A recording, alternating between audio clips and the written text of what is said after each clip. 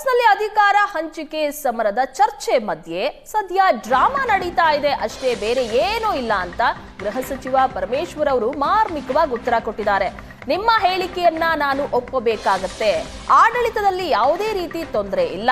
Drama company open ಮಾಡೋಕೆ ಇಷ್ಟ ಇಲ್ಲ. ಇದು ಪರಮೇಶ್ವರ್ ಅವರ ಹೇಳಿಕೆ.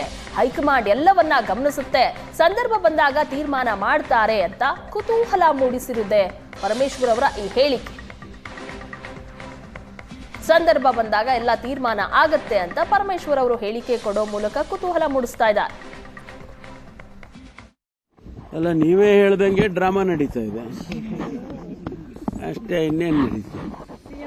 ಅಲ್ಲಪ್ಪ, ನೀವೇ ಹೇಳ್ಬಿಟ್ರಲ್ಲ, ಈಗ ನಿಮ್ಮ ವಿಶ್ಲೇಷಣೆಯ ಪ್ರಕಾರನೇ ಅದು ಒಂದು ಡ್ರಾಮಾ ಅಂದರೆ ನೀವು ನಿಮ್ಮ ಹೇಳಿಕೆಯನ್ನು ನಾನು ಒಪ್ಕೋಬೇಕಾಗತ್ತೆ. ಪದೇ ಪದೇ ಪದೇ ಪದೇ ಇದರ ಬಗ್ಗೆ ಚರ್ಚೆ ಆಗೋದು, ಹೇಳಿಕೆಗಳು ಕೊಡೋದು, ಅವರೊಂದು ಹೇಳೋದು, ನಾನೊಂದು ಹೇಳೋದು, ಇನ್ನೊಬ್ಬರೊಂದು ಹೇಳೋದು, ಅದು ಆಗಬಾರ್ದು. ಯಾವುದೇ ರೀತಿಯ ಆಡಳಿತದಲ್ಲಿ ಯಾವುದೇ ರೀತಿಯ ತೊಂದರೆ ಇಲ್ಲ. ಆಡಳಿತ ನಡೀತಾ ಇದೆ. ಮುಖ್ಯಮಂತ್ರಿಗಳು ಆಡಳಿತವನ್ನು ಮಾಡ್ತಿದ್ದಾರೆ.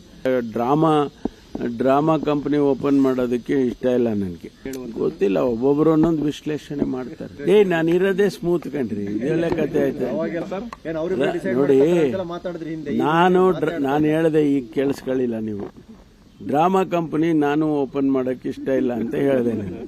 ಅದರಿಂದ ಬಿಟ್ಬಿಡೋಣ ಅದನ್ನು. ಆ ಸಂದರ್ಭಗಳು ನಮ್ಮ ಹೈಕಮಾಂಡ್ನವರು, ನಿಮಗೆ ನನಗಿರುವ ರಾಜಕೀಯ ಅನುಭವದಲ್ಲಿ ಹೈಕಮಾಂಡ್ನವರು ಎಲ್ಲವನ್ನೂ ಗಮನಿಸ್ತಾರೆ.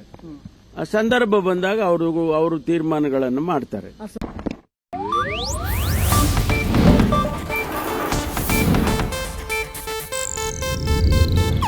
ಇದು ಏಷ್ಯಾನೆಟ್ ನ್ಯೂಸ್ ನೆಟ್ವರ್ಕ್ ಪ್ರಸ್ತುತಿ.